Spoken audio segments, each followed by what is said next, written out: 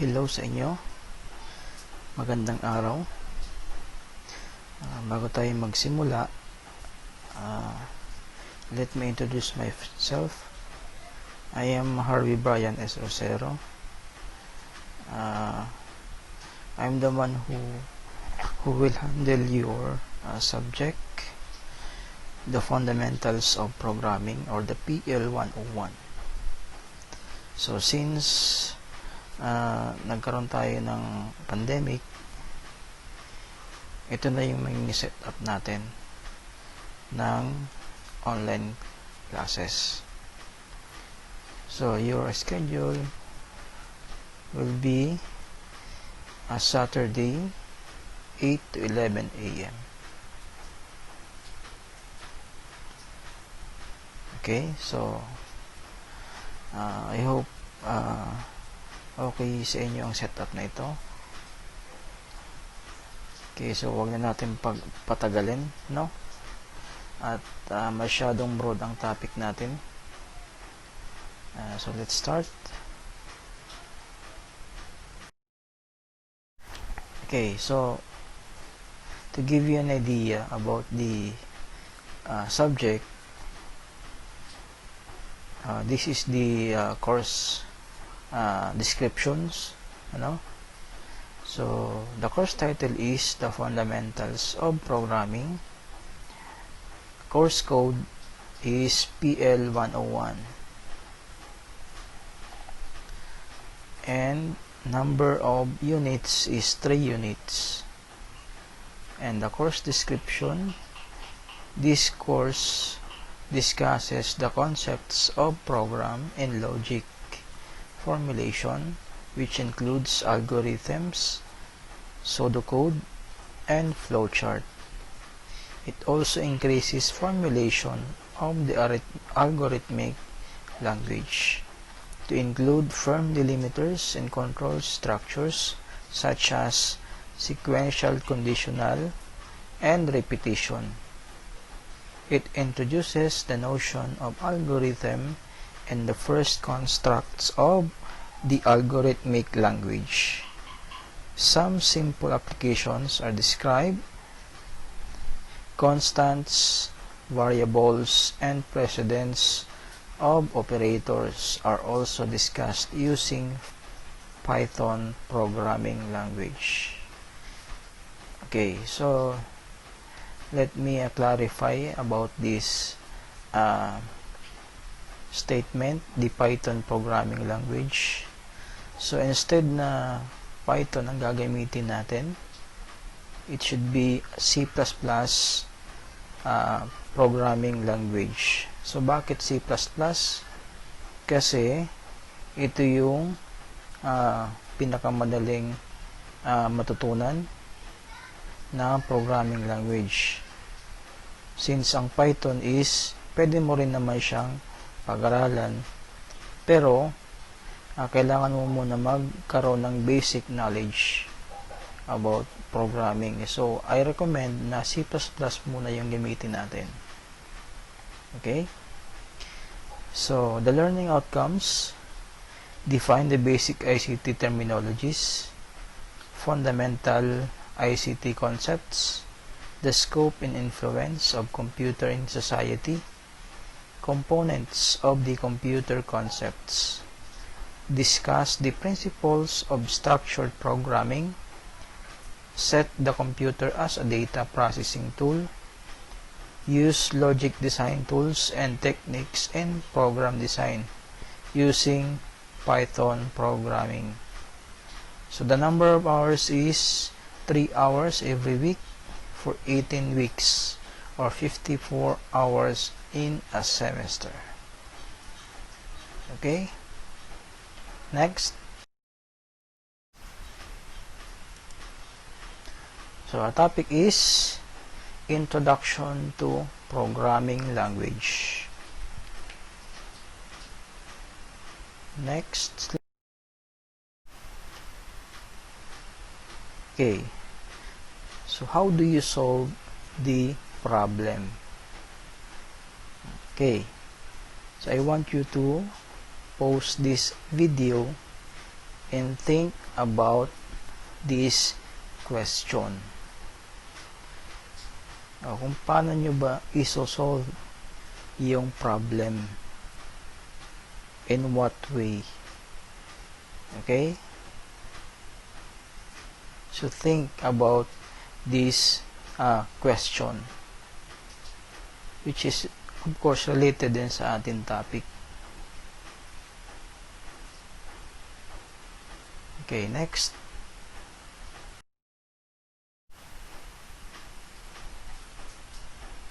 The problem solving process.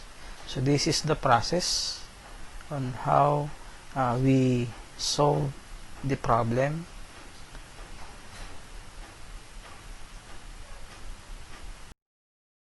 First is define the problem. Of course, we have to define first the problem. Okay? Next is generate new ideas. And after generating new ideas, evaluate and select solutions. If you selected the solutions, then you're going to implement and evaluate to solve the problem. Okay? So, to give you more ideas or information about this topic, here's the definition. Okay, first is define the problem. Diagnose the situation so that your focus is on the problem, not just its symptoms. Helpful problem-solving techniques include using flowcharts to identify the expected steps of process and cause and effect diagrams, to define and analyze root causes. Okay, so parang ano ka lang dito, parang isa kang doktor, no? Of course, di ba pag nagpa-check up ka, di syempre may problema. Kung magpa-check up ka, makikita yung diagnose sa'yo kung ano yung sakit mo. So, diagnose the situation. So, titingnan muna natin yung situation, but still focus on the problem. At kung saan siya simula, o ano ba yung naging cause. And then afterwards, the effect. Ano ba yung root causes yung ng problem, kung saan ba siya nagsimula. Doon tayo start mag-diagnose or tawag nito, apply ng mga techniques on how to solve this problem. Okay, so the sections below help explain key problem solving steps. These steps support the involvement of interested parties. They use the use of factual information, comparison of expectation to reality, and a focus on root causes of a problem. You should begin by reviewing and documenting how processes currently work, who does what with what information, using what tools, communicating with what organizations and individuals, and what time frame, using what format. Okay, so this one is in order to get the cause or diagnose the problem, you have to review and document how the process currently work, no? By using the information, the right information, the tools, and the involved individuals or organizations. Okay, so evaluating the possible impact of new tools and the revised policies and the development of your what should be model. Okay, next tayo. Next, generate alternative solutions. Postpone the selection of one solution until several problem-solving alternatives have been proposed. Okay, so not only the single solution, but of course you have to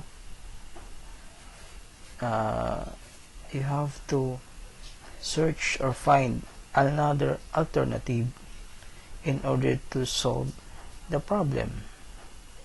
Okay, so considering multiple alternatives can significantly enhance the value of your ideal solution. So kung marami kang alternative solutions, so marami ka ding pagpipilian kung ano yung most ideal para sa iyo o pinaka best solution para sa iyo. And then once you have decided on the what should be model, this target standard becomes the basis for developing a roadmap for investigating alternatives. So pag nakapili ka na, ito na yung magiging basehan mo for the future problems na may encounter mo. Okay, so another one is brainstorming and team problem solving techniques are both useful tools in this stage of problem solving. Okay, so yung changing of ideas, which is the brainstorming, isang useful tool din yan para makapag-generate ka ng solution or ideas. Okay, so many alternative solutions to the problem should be generated before final evaluation. A common mistake in problem solving is that alternatives are evaluated as they are proposed. So the first acceptable solution is chosen even if it's not the best fit. If we focus on trying to get the results we want, we miss the potential for learning something new that will allow for real improvement in the problem-solving process. So kung marami kang alternative solutions sa problem mo, ang gagawin mo lang is you have to try it para at least maging acceptable solution yung napili mo or yun yung pinaka best fit, no? And this is the only way to or the best potential to learning something new, to improvise that alternative solution. Okay, so next,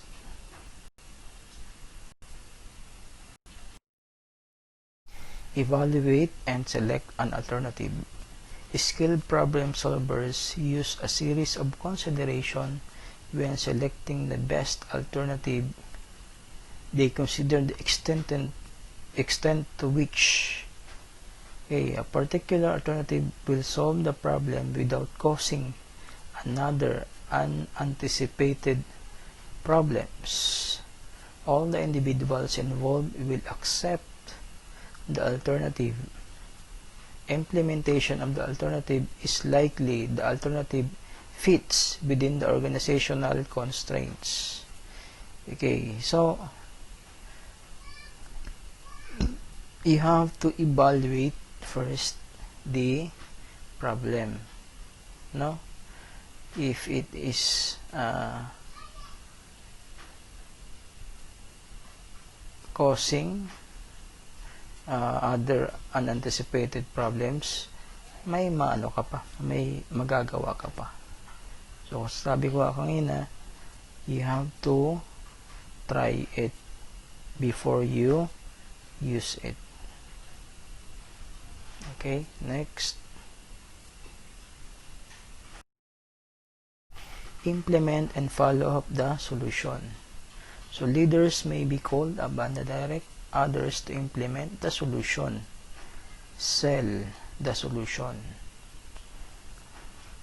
or facilitate the implementation with the help of others. Involving others in implementation is an effective way to gain buy-in and support and minimize resistance to subsequent changes. Okay, so you have to be, after you evaluated the solution, you have to implement it para to follow up the solution. Regardless of how the solution is rolled out, feedback channels should be built into the implementation. This allows for continuous monitoring and testing of actual events against expectations. So, once na-implement mo na, hindi mo naman siya pwedeng pabayaan na lang. You have to allow for continuous monitoring. Para ma-document mo rin kung ano yung mga pwedeng expectation. So, the problem solving and the techniques used to gain clarity are most effective if the solution remains in place and is updated to respond to future changes. Okay. Next tayo. Okay, algorithm concept. Okay.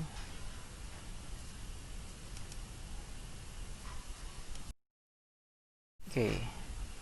The term algorithm originally referred to any computation performed via a set of rules applied to numbers, written in decimal form. Okay. That's the term algorithm. So, it's more on computation, perform computation, and a set of rules applied to numbers written in decimal form. So the word is derived from phonetic pronunciation of the last name of Abu Jafar Muhammad Ibn Musa al-Khwarizmi. So from the word algorithm, kinuha yung term sa pangalan ni al-Khwarizmi. So, he is an Arabic mathematician who invented a set of rules for performing the 4 basic arithmetic operations, such as we have the addition, subtraction, multiplication, and division on a decimal numbers. Okay. So, isa siyang Arabic mathematician. Okay, next.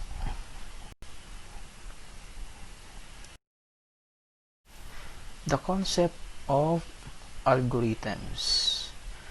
So, an algorithm is an exact specification of how to solve a computational problem. So, this is the concept of an algorithm. So, exact specification, so meaning sakto lang, walang labis, walang kulang. So, kung halimbawa ine-expect ko na ganito yung kinalabasan, yun lang dapat. Kung ganito na yung output, ito na yung output. Then, an algorithm must specify every step completely. Okay, so a computer can implement it without any further understanding. So, you have to specify every step, no, completely. So mamaya pagdating natin sa pseudocode, maintindihan nyo kung anong ibig sabihin niyan. Okay, an algorithm must work for all possible inputs of the problem. Okay, so sa algorithm daw, the concept of algorithm, kahit ano yung possible inputs mo sa isang problem ay mag-work. Ano? And then algorithm must be correct for each input, produce an appropriate output. Kung ano yung in-input mo, dapat ganito na yung output. Diba? Like for example, yung process ng paggawa ng sardinas. Diba? Ano, ang in-input mo yung mga different ingredients like yung fish, yung salt, yung sauce, ano, ang kinalabasan, yun na yung sardinas na nasa lata, which is of course an appropriate output.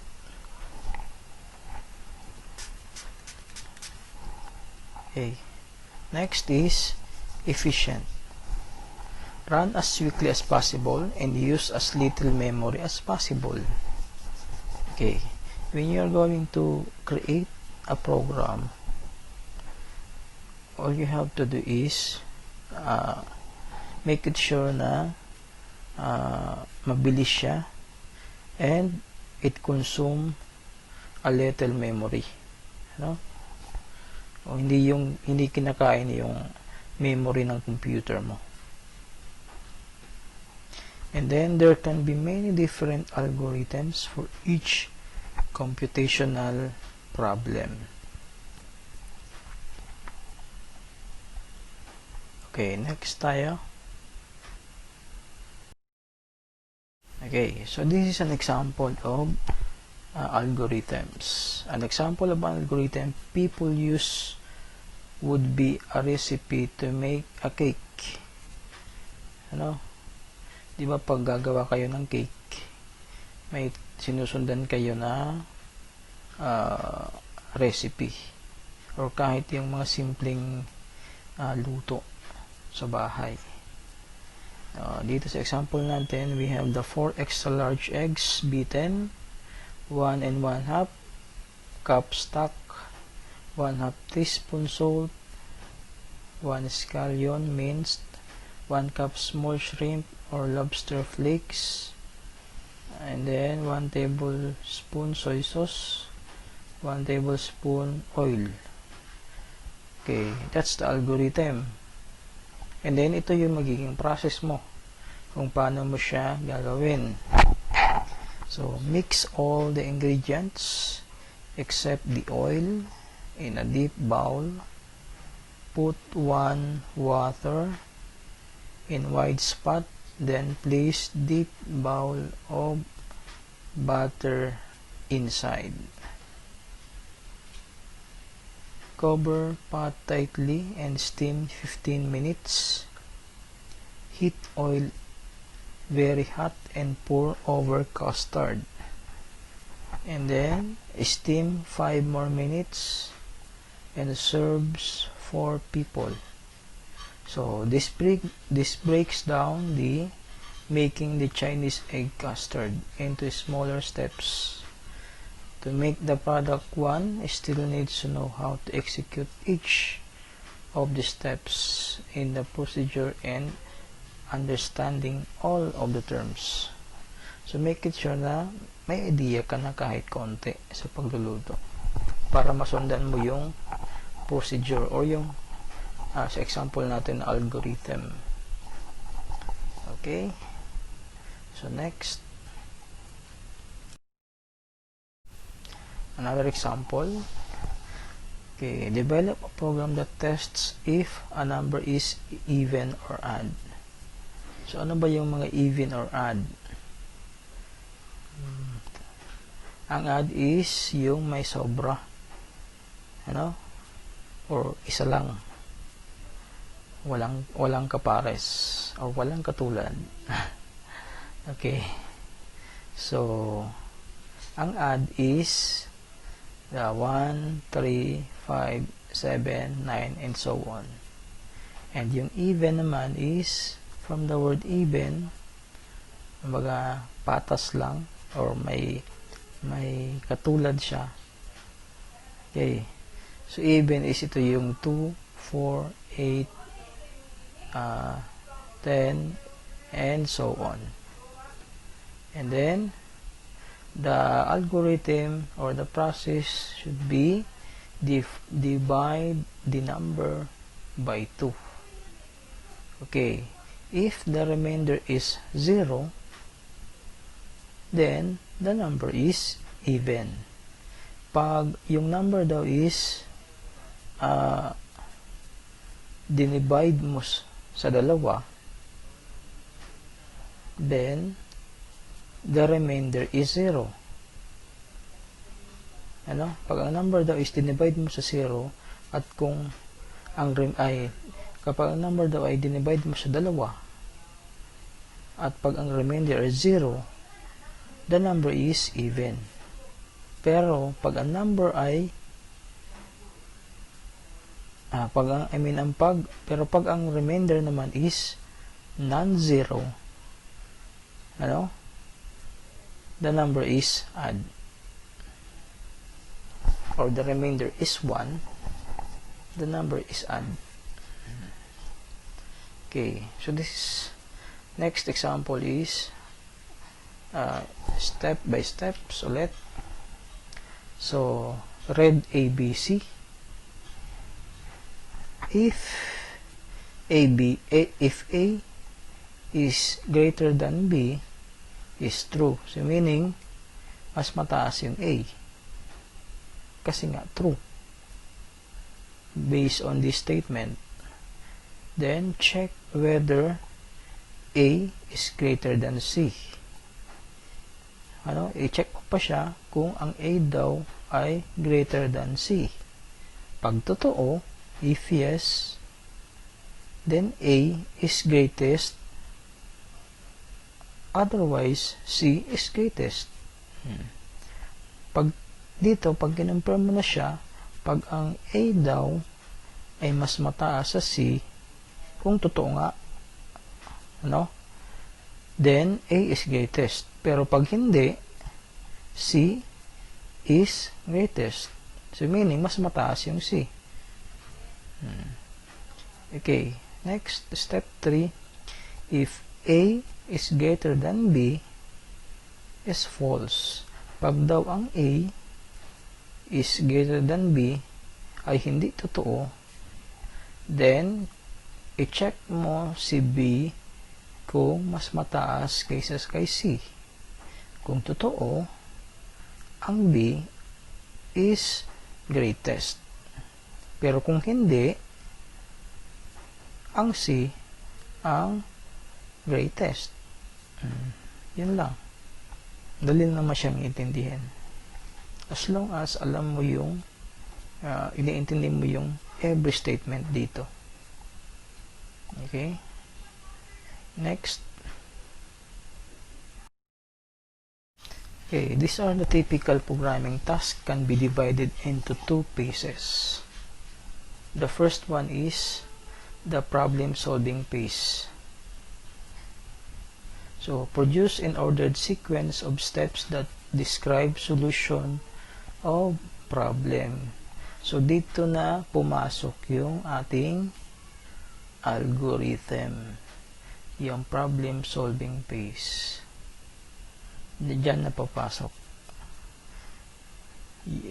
Yung algorithm tsaka pseudocode ang ginagamit natin dyan. And then, paggamit mo ng paggamit mo ng phase na yan, susunod is you're going to implement or implementation phase na tayo. So, you are going to use certain programming language just to implement the problem. Okay?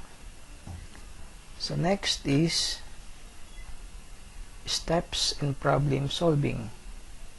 So first, produce a general algorithm. One can use pseudocode. Then refine the algorithm successively to get step-by-step detailed algorithm that is very close to a computer language. Okay, so ito na yung gagamitin natin, yung medyo malapit na siya sa computer language na gagamitin natin later on. Isang din siya, isang technique din siya. And then the next is the pseudocode. It's an artificial and informal language that helps programmers develop algorithms. Pseudocode is very similar to everyday English language. So, ang pseudocode is parang English language na rin. So, mas madali siyang maintindihan. Pero, there are rules na kailangan pa natin sundin sa paggawa ng pseudocode. Okay, later on, or the next slide.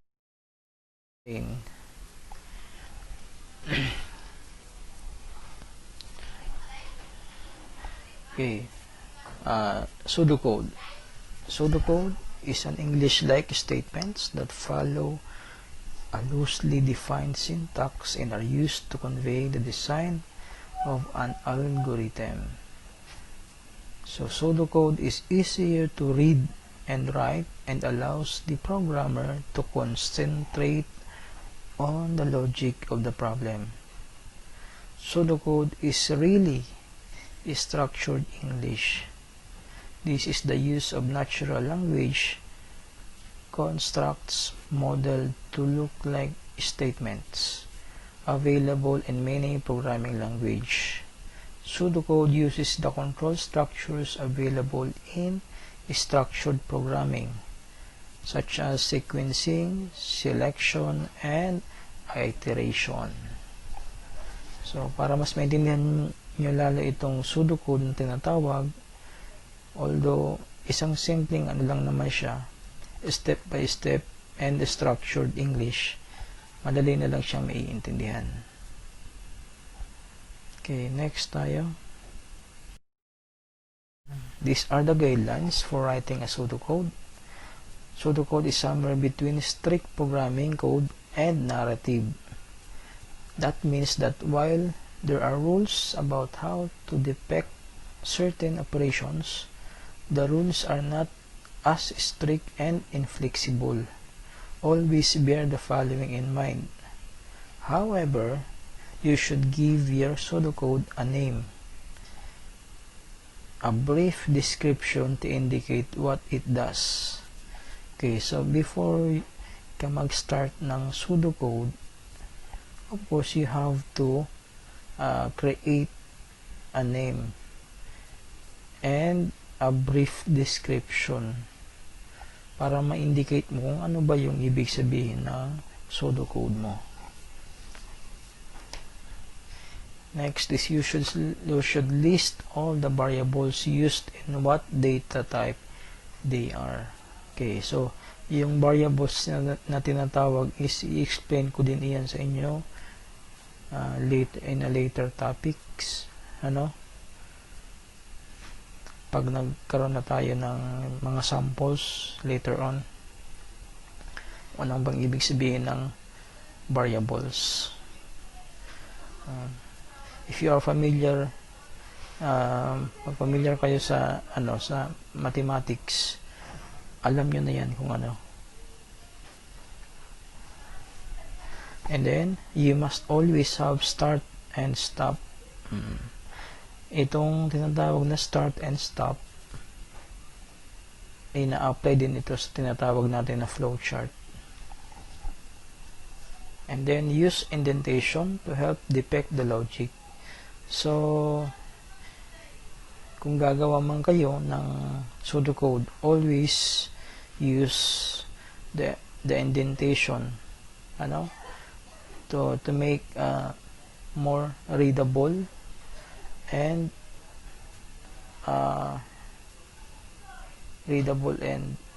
also madaling maintindihan yung pseudocode. Okay, next.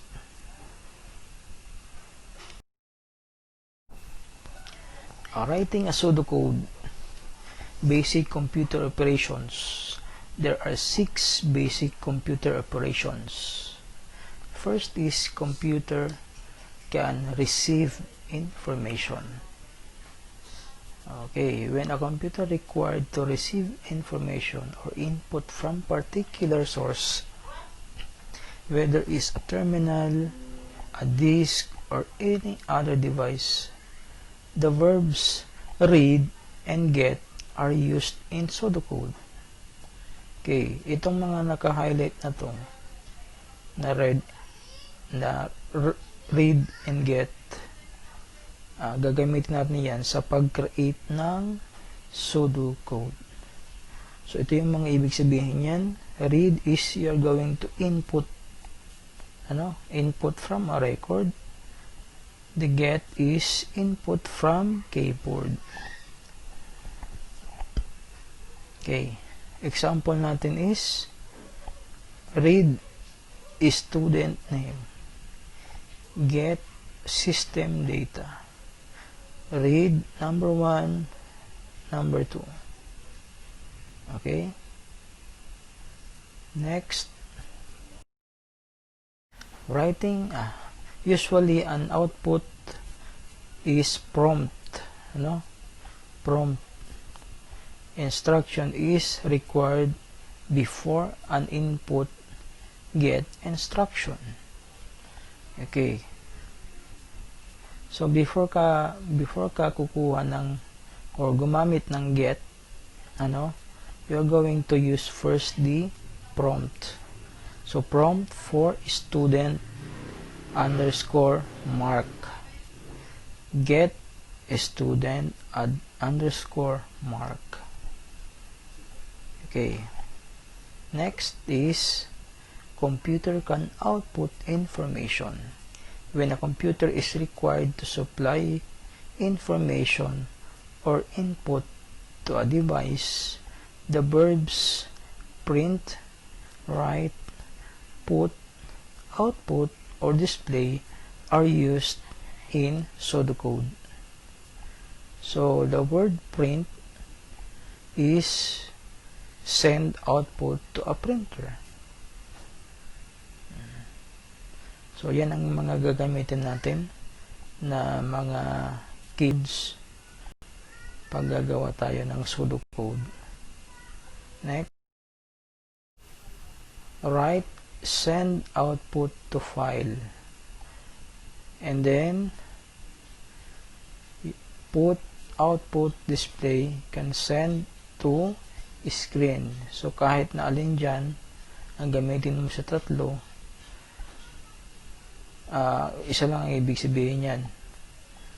You're going to send or display the statement or the word into screen. So these are the example. So print, program completed. So bakit may single quotation dito sa magkabilaan? Ang purpose yan para ma-specify kung ano yung babasahin niya. A program completed. Ito yung ipiprint niya. Yung program completed. And then, next is write customer record to master file. Output total tax. And then, display end of data. Okay, so ganyan. Ganon din sa print, may single quotation, Ang display meron din. Yung may single quote din. Okay? So, next tayo.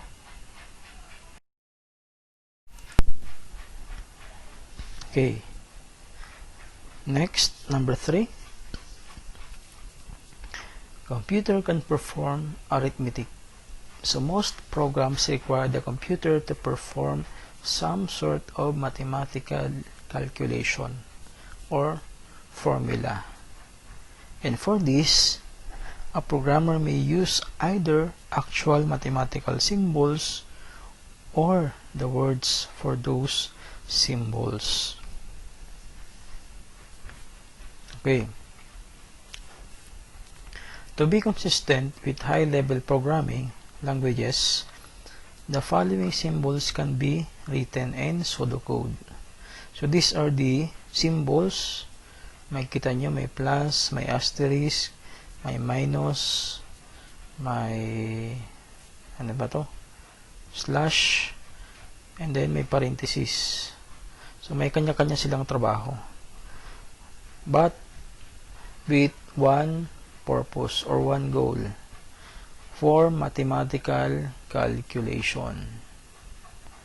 Of course, plus for addition, asterisk for multiplication. So pagdating sa high-level programming language, instead of the traditional X, X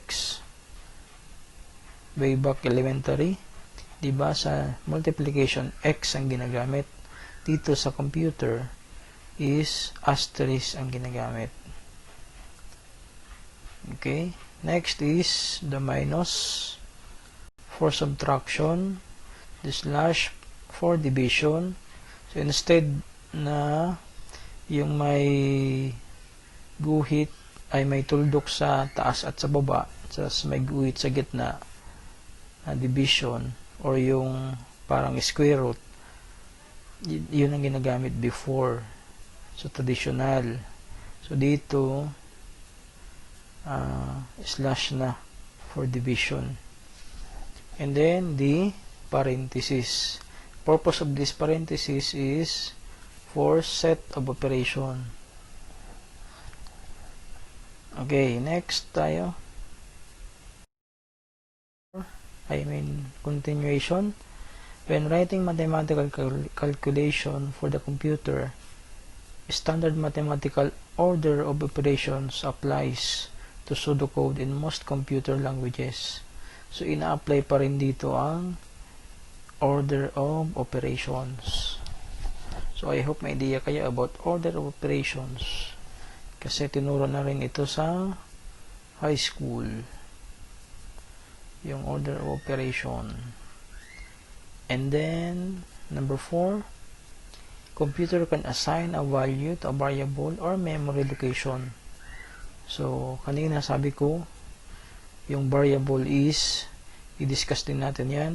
But to give you an idea about what variable is, a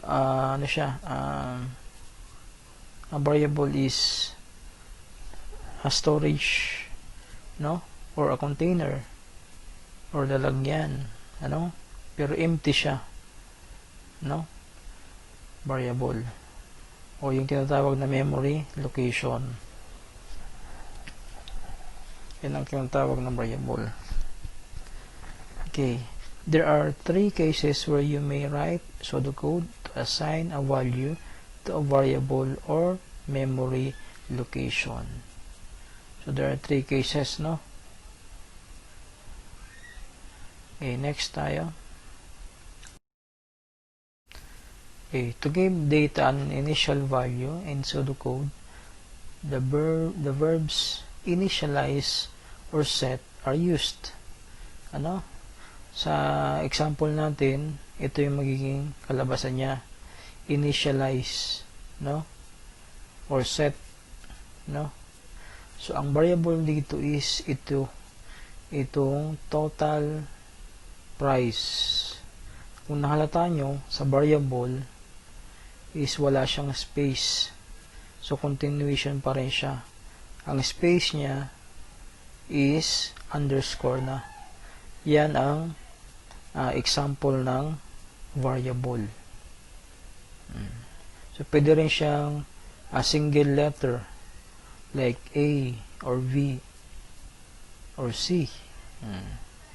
So, initialize total price to 0. Okay? To assign a value as a result of some processing, the symbol equal or the arrow are written. To keep a variable for later use, the verbs save or store are used. Okay. So, dito, sa total price is gagamitin na siya for mathematical computation or calculation using this operation, the cost price plus the sales tax. Kung ano yung maging result niya, yun ang magiging value ni total price. Same with the number 4 dito. Parehas lang siya. Kung nalata nyo, pinalitan lang yung equal sa isang arrow. So, parehas lang siya. No? Parehas lang yung ano niya, yung functionality niya. Yung equal tsaka yung arrow.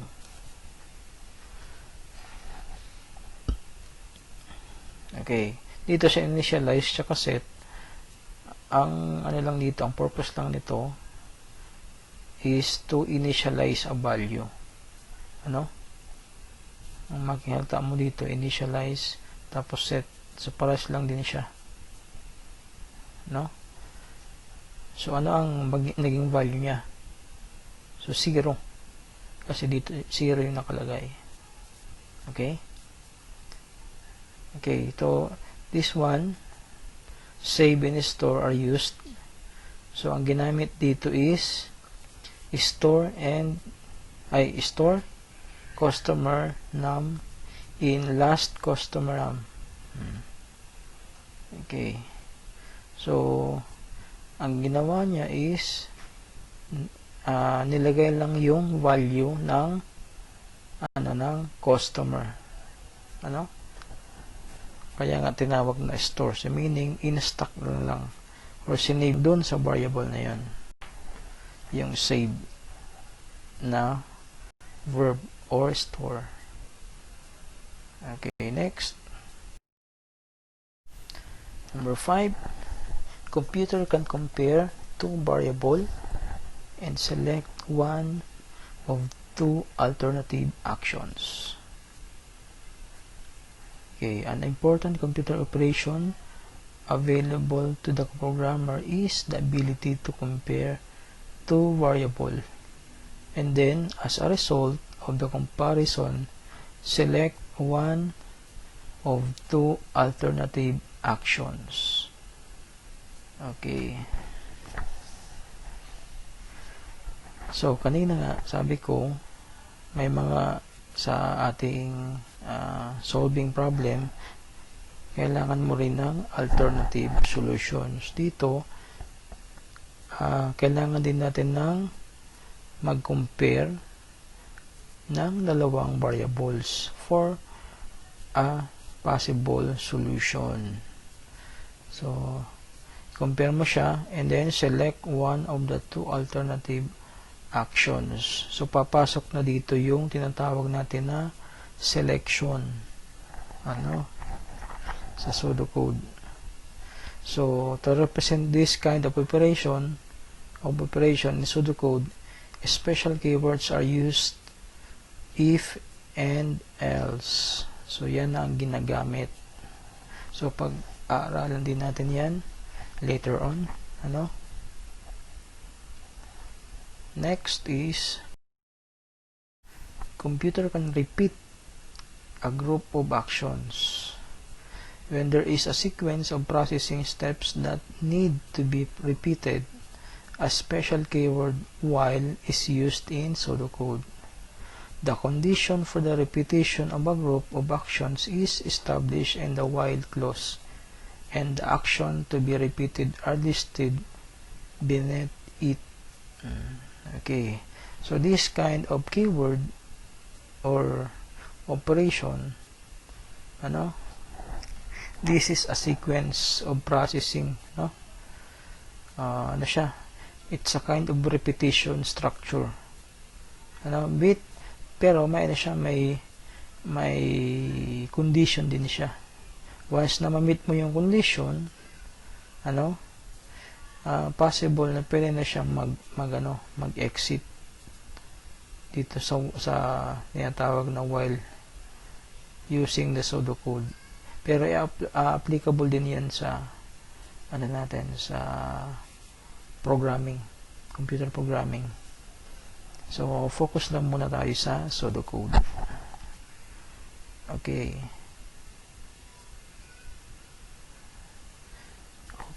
so next tayo. Okay, these are the examples of a pseudocode. Example number 1.